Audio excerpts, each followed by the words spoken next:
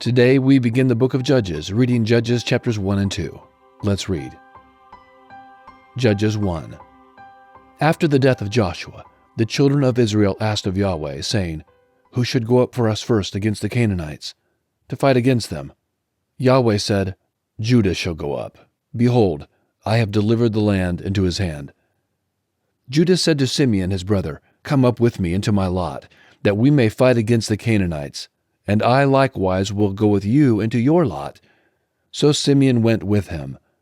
Judah went up, and Yahweh delivered the Canaanites and the Perizzites into their hand. They struck 10,000 men in Bezek. They found Adoni-Bezek in Bezek, and they fought against him. They struck the Canaanites and the Perizzites, but Adoni-Bezek fled. They pursued him, caught him, and cut off his thumbs and his big toes. Adoni-Bezek said, 70 kings, having their thumbs and their big toes cut off, scavenged under my table. As I have done, so God has done to me. They brought him to Jerusalem, and he died there. The children of Judah fought against Jerusalem, took it, struck it with the edge of the sword, and set the city on fire. After that, the children of Judah went down to fight against the Canaanites who lived in the hill country, and in the south, and in the lowland. Judah went against the Canaanites who lived in Hebron. The name of Hebron before that was Kiriath Arba. They struck Sheshai, Ahiman, and Talmai. From there he went against the inhabitants of Debir. The name of Debir before that was Kiriath Sepher. Caleb said, I will give Achsah my daughter as wife to the man who strikes Kiriath Sepher, and takes it. Othniel, the son of Kenaz, Caleb's younger brother, took it. So he gave Achsah his daughter as his wife. When she came, she got him to ask her father for a field. She got off her donkey, and Caleb said to her, What would you like? She said to him, Give me a blessing. Because you have set me in the land of the south, give me also springs of water. Then Caleb gave her the upper springs and the lower springs. The children of the Kenite, Moses' brother-in-law, went up out of the city of palm trees with the children of Judah into the wilderness of Judah, which is in the south of Arad. And they went and lived with the people. Judah went with Simeon his brother, and they struck the Canaanites who inhabited Zephath, and utterly destroyed it. The name of the city was called Hormah. Also Judah took Gaza with its border, and Ashkelon with its border, and Ekron with its border. Yahweh was with Judah, and drove out the inhabitants of the hill country, for he could not drive out the inhabitants of the valley, because they had chariots of iron. They gave Hebron to Caleb, as Moses had said, and he drove the sons of Anak out of there. The children of Benjamin didn't drive out the Jebusites who inhabited Jerusalem, but the Jebusites dwell with the children of Benjamin in Jerusalem to this day. The house of Joseph also went up against Bethel, and Yahweh was with them. The house of Joseph sent to spy out Bethel. The name of the city before that was Luz. The watchers saw a man come out of the city, and they said to him, Please, show us the entrance into the city, and we will deal kindly with you. He showed them the entrance into the city, and they struck the city with the edge of the sword, but they let the man and all his family go. The man went into the land of the Hittites, built a city, and called its name Luz, which is its name to this day.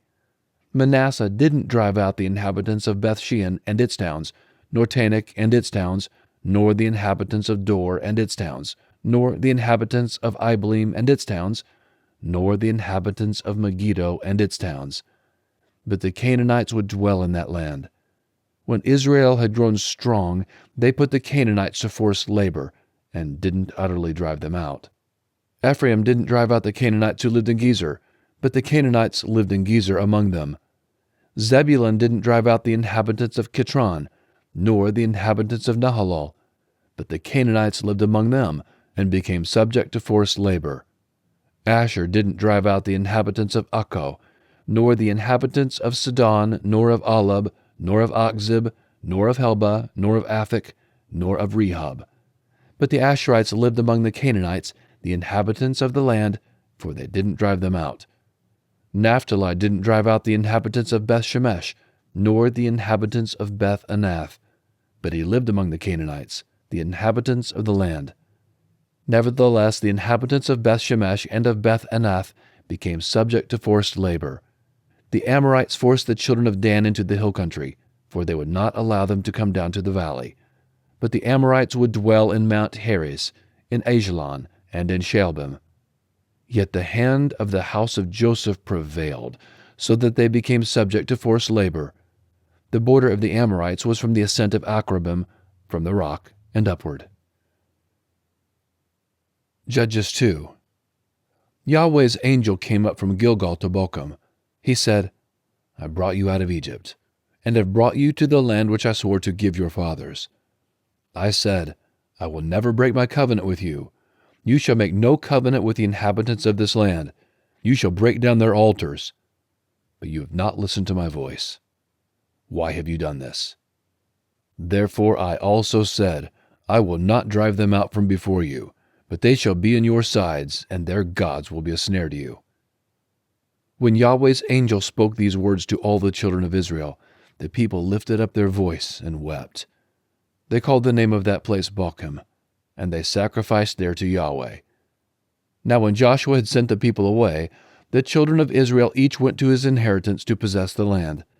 The people served Yahweh all the days of Joshua, and all the days of the elders who outlived Joshua, who had seen all the great work of Yahweh that he had worked for Israel. Joshua the son of Nun, the servant of Yahweh, died, being 110 years old. They buried him in the border of his inheritance in Timnath-Heres, in the hill country of Ephraim, on the north of the mountain of Gash. After all that generation were gathered to their fathers, another generation arose after them, who didn't know Yahweh, nor the work which he had done for Israel. The children of Israel did that which was evil in Yahweh's sight, and served the Baals. They abandoned Yahweh, the God of their fathers, who brought them out of the land of Egypt, and followed other gods, of the gods of the peoples who were around them, and bowed themselves down to them, and they provoked Yahweh to anger. They abandoned Yahweh, and served Baal and the Ashtaroth. Yahweh's anger burned against Israel, and he delivered them into the hands of raiders who plundered them. He sold them into the hands of their enemies all around, so that they could no longer stand before their enemies. Wherever they went out, Yahweh's hand was against them for evil, as Yahweh had spoken, and as Yahweh had sworn to them, and they were very distressed. Yahweh raised up judges who saved them out of the hand of those who plundered them. Yet they didn't listen to their judges, for they prostituted themselves to other gods, and bowed themselves down to them. They quickly turned away from the way in which their fathers walked, obeying Yahweh's commandments. They didn't do so. When Yahweh raised up judges for them, then Yahweh was with the judge, and saved them out of the hand of their enemies all the days of the judge, for it grieved Yahweh because of their groaning by reason of those who oppressed them and troubled them. But when the judge was dead, they turned back, and dealt more corruptly than their fathers in following other gods, to serve them and to bow down to them. They didn't cease what they were doing, or give up their stubborn ways. Yahweh's anger burned against Israel, and he said, Because this nation transgressed my covenant, which I commanded their fathers, and has not listened to my voice, I also will no longer drive out any of the nations that Joshua left when he died from before them, that by them I may test Israel, to see if they will keep Yahweh's way to walk therein, as their fathers kept it, or not. So Yahweh left those nations without driving them out hastily. He didn't deliver them into Joshua's hand. Today, let's read Psalm 23 as a prayer. We read daily in the World English Bible. Let's read this in the King James. It's the most commonly quoted version of this psalm. Psalm 23 as a prayer. The Lord is my shepherd. I shall not want. He maketh me to lie down in green pastures. He leadeth me beside the still waters. He restoreth my soul. He leadeth me in the paths of righteousness for his name's sake. Yea, though I walk through the valley of the shadow of death, I will fear no evil, for thou art with me. Thy rod and thy staff, they comfort me. Thou preparest a table before me in the presence of mine enemies. Thou anointest my head with oil. My cup runneth over.